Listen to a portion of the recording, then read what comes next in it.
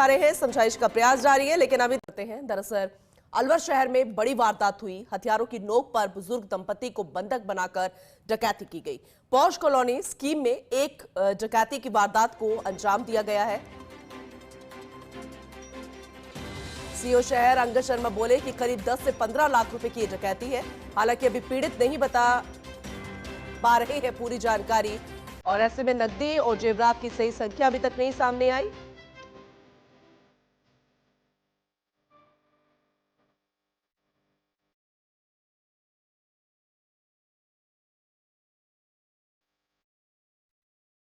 तो 10 से 15 लाख रुपए की डकैती, हालांकि अभी तक पीड़ित सही नहीं बता पा रहे नकदी और जेवरात की सही संख्या। स्थानीय व्यापारी बोले शहर के बीचों बीच ऐसी वारदात चिंताजनक है, क्योंकि आने वाले समय में इस तरह की घटनाएं और हो सकती है अगर सही तरीके से कोई कार्रवाई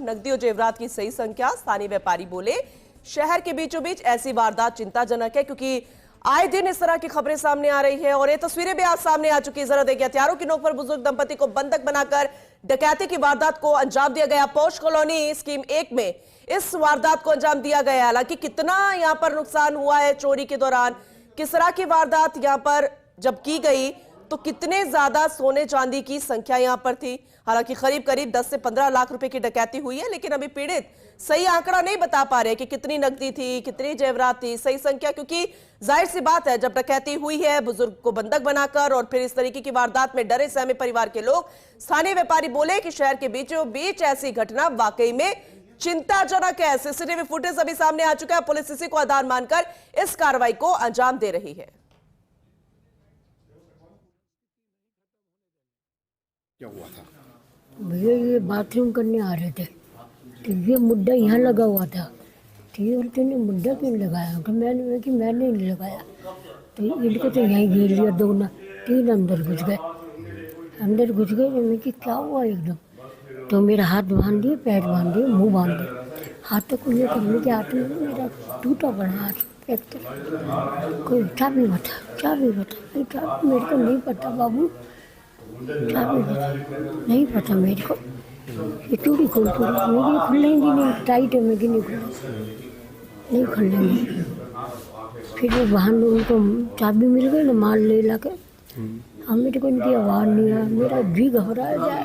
वो पैर में बंधे ने बड़ी मुश्किल से खोला मैंने।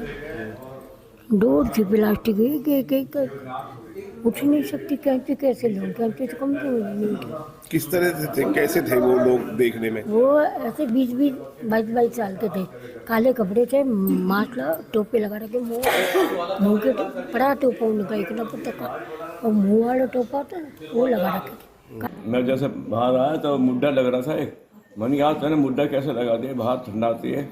तो मैं जैसे बाहर आया उसको मुड्ढे को बाहर आना ही था बाथरूम करना, तो मुड्ढे जैसे हाथ लगाया इतने तक उसने मेरे को काबू कर लिया। अच्छा, उनको पता था कि आप बाहर आते हो एक बार रात को?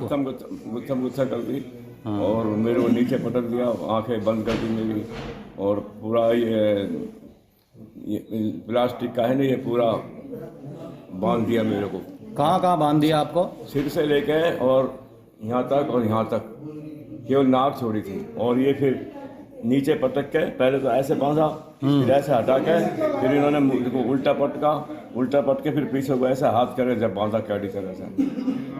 हमें सुबह करीब 5 से 6 बजे के बीच में सूचना मिली थी कि रात को 2-2:30 बजे इस सेक्टर 1 कोतवाली थाना इलाके में 5 नकाबपोश है, जिन्होंने ये नीरज जी है इनके मकान में पिन पॉइंट डकैती करी।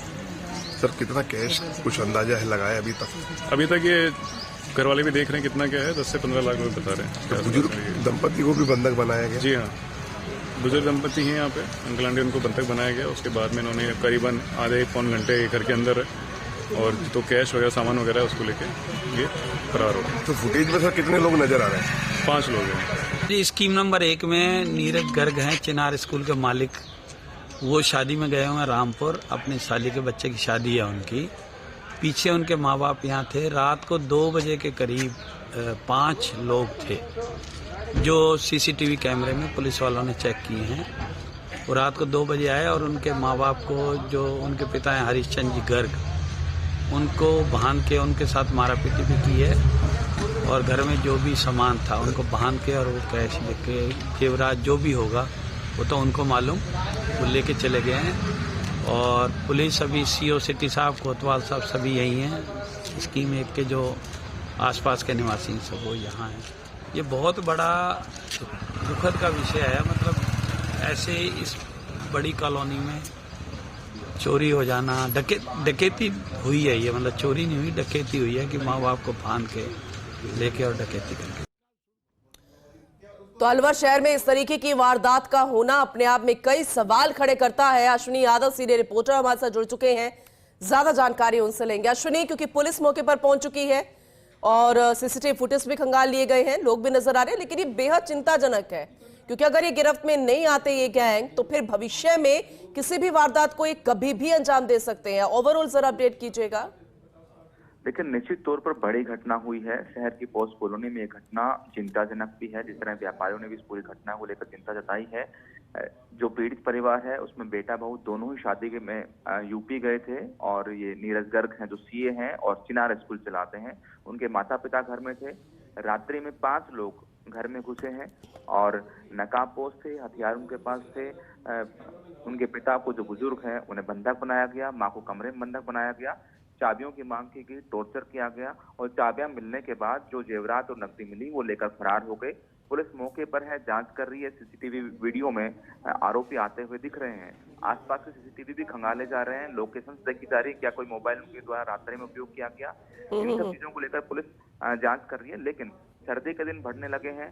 हमेशा पुलिस ऐसा करती है कि जब सर्दी के दिन बढ़ते हैं तो चोरी और उनकी वारदातें बढ़ने लगती हैं, तो पुलिस ज्यादा गश्त करने की कोशिश करती है। तो निश्चित तौर पर पुलिस को और ज्यादा मेहनत करनी पड़ेगी और इस मामले में सभी आरोपियों को जितना जल्दी हो गिरफ्तार करना होगा ताकि शहर में अमन चैन रह सके।